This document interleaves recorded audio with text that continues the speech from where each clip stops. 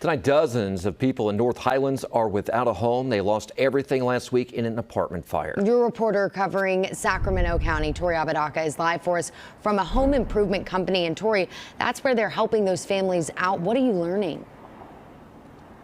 That's exactly right, Hunter and Curtis. Right now, we are at Good Life Construction, located just off of Madison Avenue and Roseville Road in North Highlands. And that's where this faith-based group is collecting donations, really anything that can help these families who lost pretty much everything in that apartment fire last week. Those families saying the biggest thing that they are thankful for this Thanksgiving is to be alive, but it's still a long road ahead.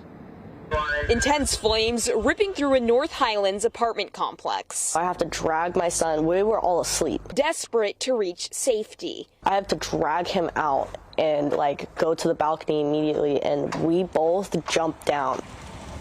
And now displaced. Chaotic. It has been very chaotic. Single mother Caitlin Clark is grateful. She has family that she's been staying with, but most of her neighbors not as fortunate. We have families that were sleeping in cars, people that were bouncing from house to house that had nothing except for the clothes on their back. The walls of the complex burnt to a crisp, what some would call a nightmare, but Jade Nicole calls an opportunity. It's a rebirth, it's a new beginning. Displaced herself, she's channeling her own loss to help others. Or we've got some kids' shoes. She's working alongside Stephen Gilbert, Just more clothing. the vice president of Good Life Construction, a faith-based group collecting clothes, furniture, and dollars to give to the 20 households who lost everything in that massive fire. This is a part of my therapy. Nicole's been in this spot before. I was widowed during the pandemic. I was homeless for 2 years. On the night before the fire, Nicole was recovering from cancer surgery, not one to easily give up.